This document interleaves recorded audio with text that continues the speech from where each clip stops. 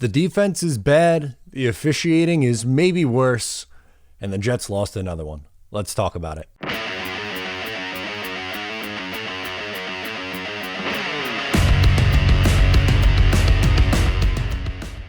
Hey, what's going on? I'm Matt O'Leary, back with another video. Today I'll be talking about the New York Jets going up against the Philadelphia Eagles and unfortunately falling just short.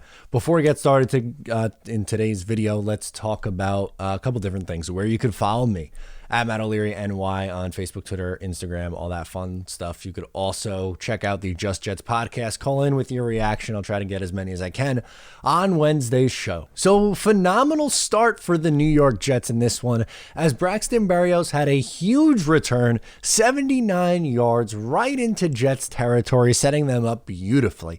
And there was easy completions, and Zach Wilson was getting in a groove early, which is great. Wilson to Moore on a slant. Boom, touchdown, Jets are on the board. Alex Kessman, welcome to the NFL, my friend. Missed extra point. Matt Amendola's replacement not looking too good. More on that later, by the way. He does not go away. He does not go bye-bye. Unfortunately, the tone was pretty much set for this game and what this game was going to be on the next possession when the Eagles go right on down the field. They essentially scored on every single drive today. Through the majority of this game, they were putting up scoring drives. It was just unbelievable how bad the defense was. And nobody was in a country mile of Dallas Goedert. The Jets just, the ball was in the air on the touchdown pass from Minshew. CJ Mosley, nowhere near him. He got blown off pretty much the ball. I don't know. He bit hard. And Ashton Davis just nowhere to be found over the top. It's not good. Maybe having a track star as a safety isn't a good idea. That's kind of my takeaway so far. But the Jets get the ball back, and guess what? They're moving it well. A lot of Tevin Coleman. He was looking like it was 2016 out there.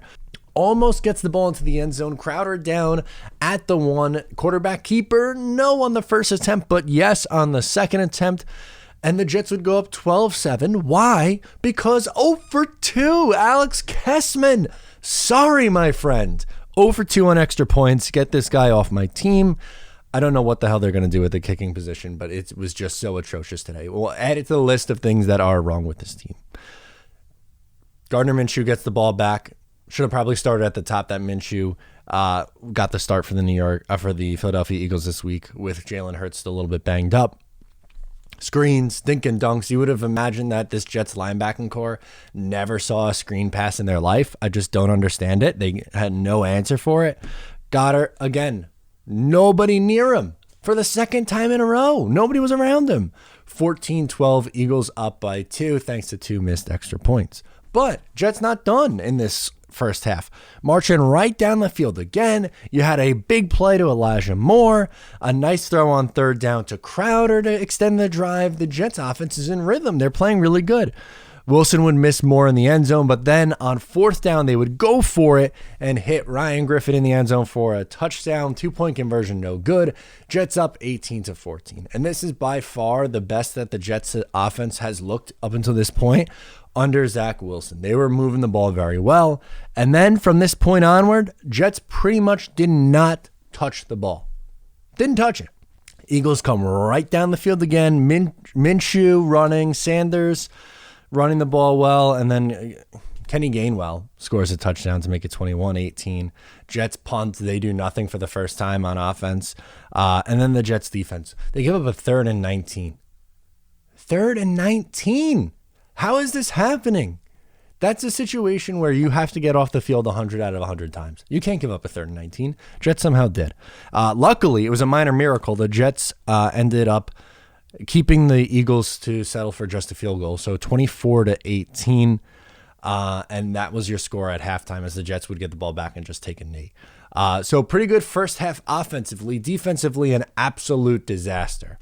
In the second half of this game, the Eagles maybe had possession what felt like 99% of the time. Obviously, it wasn't 99-1, but the Jets had the ball for a total of 70 seconds in the third quarter. Unreal. Eagles come out of the half, and they go on a long drive. And here's where the referees like to insert themselves. An extremely questionable Defensive pass interference against Bryce Hall extends the drive. Eagles end up settling for 3 to make it 27-18, and that was right after he made a nice play on the play. And that was right after he made a nice play on the play before that. It's just can't catch a break. Jets go 3 and out, punt it right back. Tardif goes down. Something to keep a note on. The Jets just defensively, again, disastrous. So they jump on 4th down. They get a 4th down situation right now, and C.J. Mosley jumps off sides. Now, did the center move? Maybe. Questionable. It's hard to say who moved first, but you maybe could have made the case that the Eagles moved. Then another 4th down. Looks like it's short of the sticks. The Jets finally are going to get off the field. No, they review it and somehow decide that they are going to move the ball forward. And they're not going to remeasure, by the way. They are just going to move it forward and give the Eagles a 1st down. How you're possibly able to tell that off a replay, I don't quite understand. But another field goal on top for the Philadelphia Eagles, 30-18. Jets had the ball, as I said, 70 seconds, just over a minute 10 on offense for the New York Jets in the 3rd. Jets moving the ball a little bit, and here's one that just frustrates me on this drive. You had a really nice play by Moore right after this, but Corey Davis dropped, just a gimme 1st down. Zach Wilson kind of it was a light pass. It wasn't a rocket pass. He lofted it up, was sitting right, it was going to fall right in his hands, off the fingertips. He's clearly playing hurt. He was banged up. He was a liability today. He was. He made one good catch in this game. Other than that, the drops are just a weekly occurrence for Corey Davis. It's unbelievably frustrating. The Jets paid him good money to come in here and be a solid receiver, and he's had 2 good games on the year. It's not good enough. I'm sorry. Then right after that, Zach Wilson interception, his first mistake on the day. Other than that, he was pretty good. This was just too high for Crowder. Footwork got sloppy on this play, and he threw it too high, and it was picked off. Of course, if you have a preconceived notion on the quarterback, this is what's going to be talked about the most in this game. It's not going to be giving up a touchdown on just about every single possession or points on every single possession. It's not going to be the referees. It's not going to be any other thing you want to talk about that's an issue. The kicker, no, it's going to be that Zach Wilson threw an interception. So yeah, get off on that one if you like, and we're just going to ignore the 3 touchdowns in the first half because reasons, I guess. Eagles would add another field goal to make it 33-18, and that would pretty much do it. The Jets would get the ball back, but on this one, Moore was held, no call. That was a huge play. And that was right after a ticky-tack call on Denzel Mims. I know, guess what, Matt, defending Denzel Mims. If that's a personal foul penalty, I don't know. I don't know what to say about this league anymore. The officiating, not just in Jet games too, by the way, in just every single game in this league is downright awful. They insert themselves into these games. It's not. Robert Saleh was going ballistic on the sideline at the end of the game, and it wasn't just because of the Moore call. It was a culmination of everything. The call on Denzel Mims, the call on 4th down, on both 4th downs that the Jets ended up giving up, whether it was C.J. Mosley jumping off sides or the remeasure that never got remeasured again. It's just, you can't make it up. 33-18. Zach Wilson, in my eyes, looked better.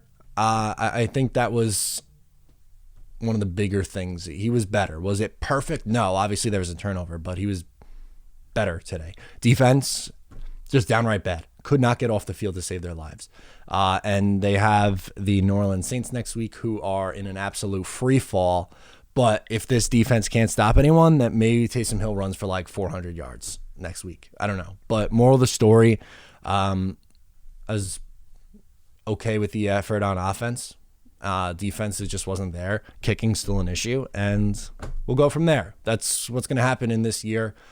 Kind of just going numb to it, I guess. Sound off in the comments. Let me know what your biggest takeaways are from this game. Thank you so much for tuning in. I'm Matt O'Leary, and I'll catch you next time.